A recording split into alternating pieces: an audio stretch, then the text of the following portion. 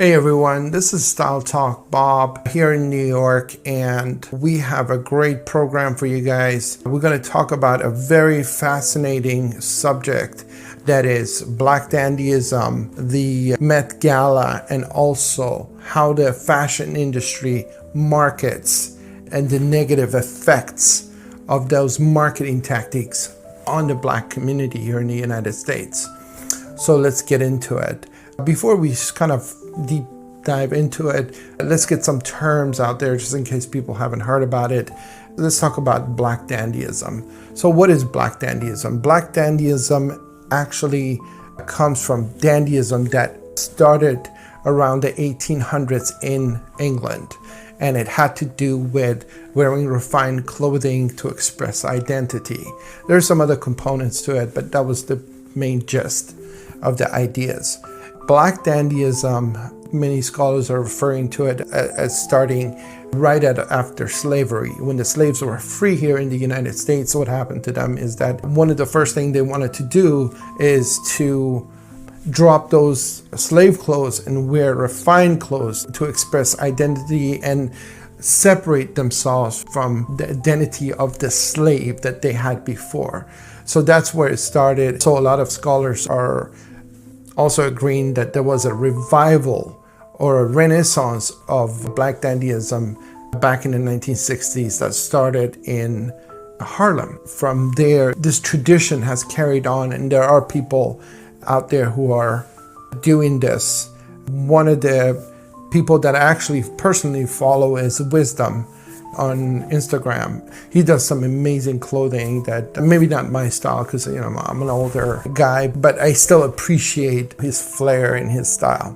The idea of Black Dandyism has also been intertwined with postmodernist ideas do come from some of the Marxist and communist ideology. They were separate ideologies, but they have been intertwined at some point. So that's also important to mention. Now, let's talk about the Met Gala. The Met Gala is a gala that's held once a year.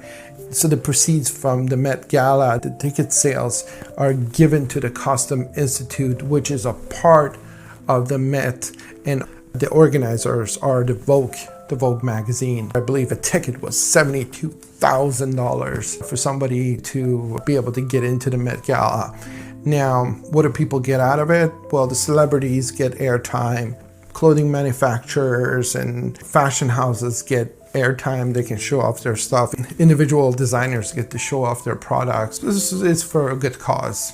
So the theme of this year was super fine, tailoring Black style, celebrating Black Dandyism. I watched it, I enjoyed it. Some of the things were a little bit, well, not a little bit crazy, but they were really out of this world. Some guy I forgot his name, but he had literally a piano strapped to his back. I'm going to put that up here, but it's definitely entertaining, Now, how do we go from this to the negative effect that this is actually having on the Black community? Well, the first thing that we need to understand is one particular marketing strategy that big companies do. I'm going to tell you guys a story about a ski company that found itself making really good skis, but didn't have enough money to market its product, and how they figured out how to break into this very niche industry. This particular ski company, they were making exceptionally good skis. I'm not a skier, but people have all kinds of opinions of which skis are good. I think they all look the same to me, but what would I know? So what happened was that these people, this ski company, with a very limited budget, understood that if they were going to just advertise in newspapers and on TV, their budget is not going to go very far. And they understood that they need to be very, very strategic with their budget. And this was back in the days when there was no social media. So there was only big TV companies or big newspapers. And it was really expensive. Just one ad back then in a newspaper could run you into tens of thousands of dollars.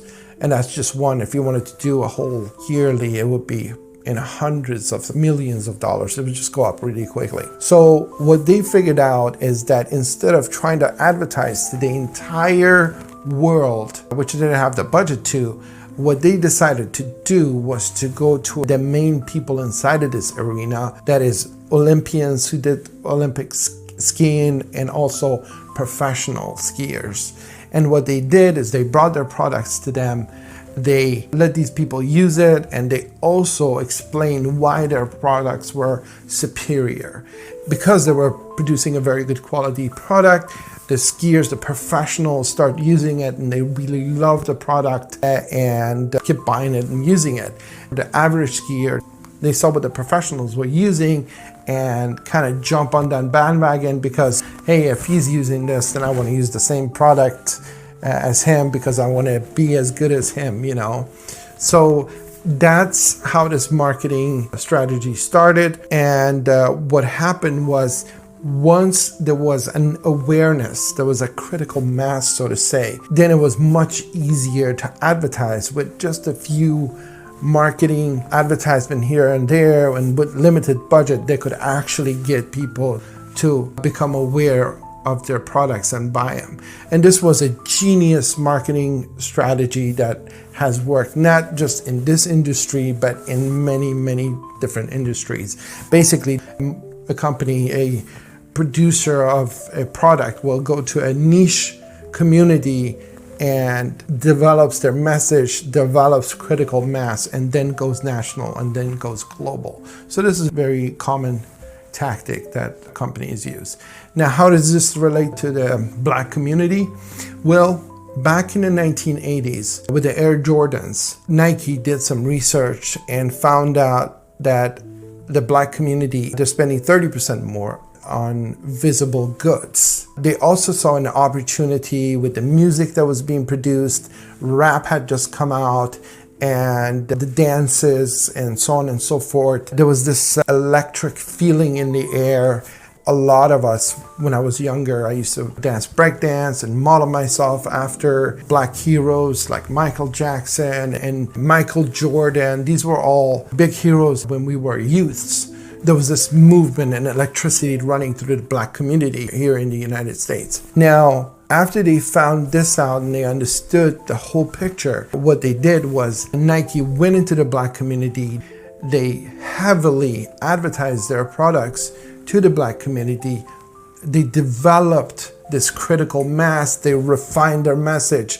Next thing you know, once that was refined and people were buying it, in the Black community, then they went national and then they went global. And that's part of the story of how Nike became such a global brand. So there is nothing wrong with this marketing strategy. The job of any company, especially big companies who produce, products or services, is to find a path of least resistance and, spend as little as possible on marketing so they have higher profits. And there is really nothing wrong with that.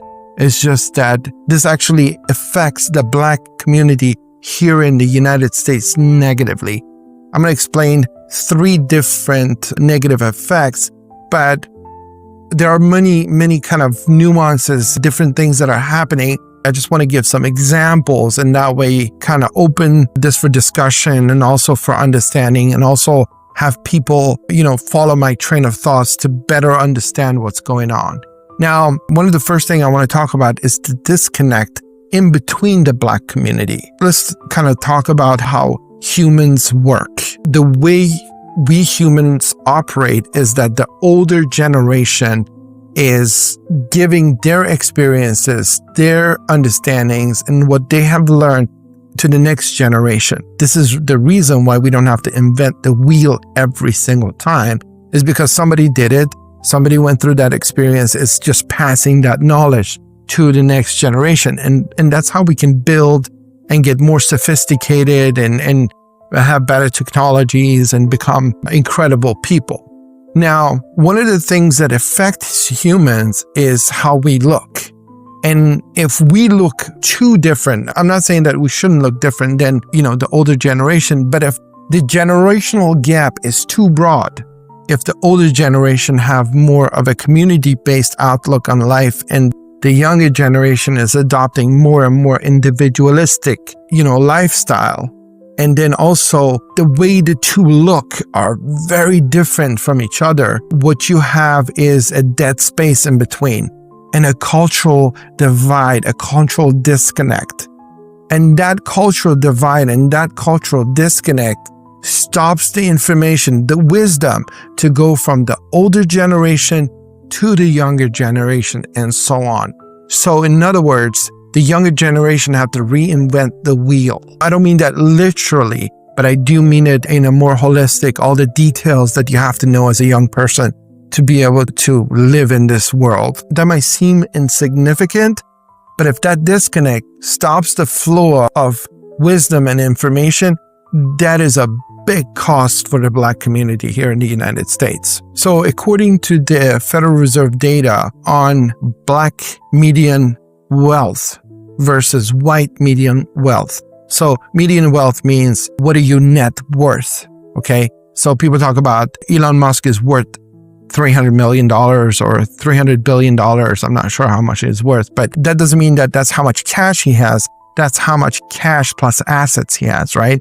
Factories or buildings or stocks and bonds and all that stuff. And of course, this is all minus debt. The Black median wealth here in the United States is roughly $24,000 versus white median wealth is $188,000. So now imagine a young Black man or a young Black woman goes and buys a $300 pair of sneakers, Air Jordans, whatever. Well, you're talking about a huge chunk of wealth that is pulled out of the Black community and is going to this big company. Now, I don't believe Nike is evil, but of course, people have different opinions, but I don't want to get into that.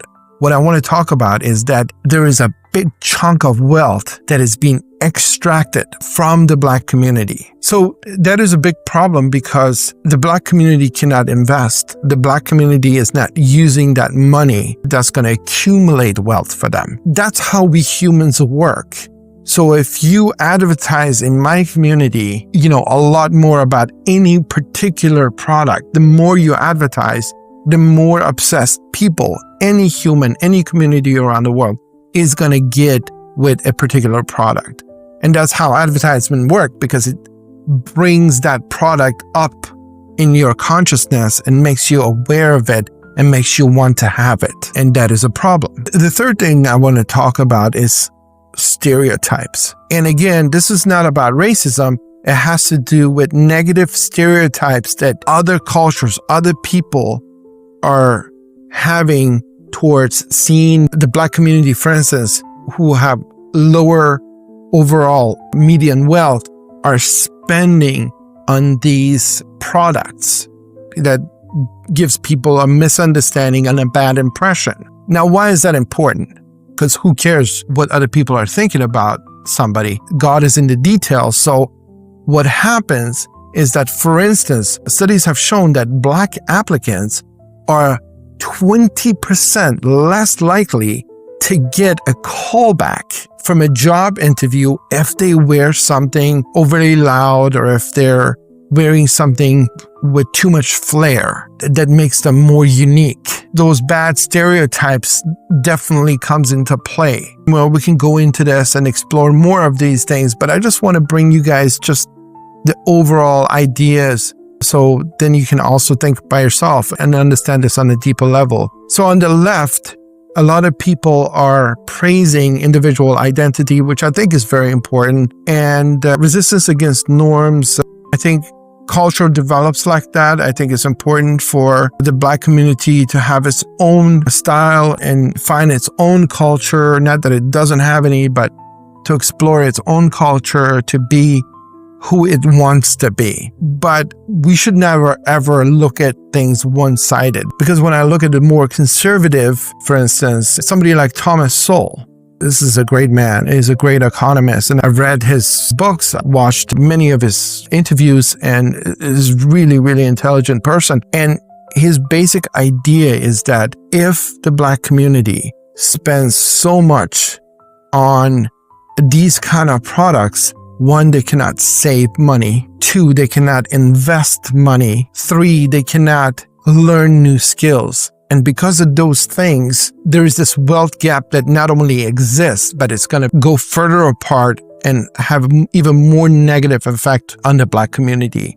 Another conservative talk host, Larry Elder, which I've listened to hours and hours of Larry Elder. He's really an intelligent person, also has been harping on this for years and years. And I know that some of the comedians, like Chris Rock, has made some comments about some wheels and whatnot, kind of, with satire and comedy, trying to express the same idea that going after these materialistic stuff might not be the best idea. Another conservative economist, his name is Walter E. Williams, also an incredible person, echoes again these same ideas. This is my whole point with this program, to raise awareness. I'm hoping that big companies can watch this channel and understand what they're doing if they're ignorant of it. I really want the Black community to see it.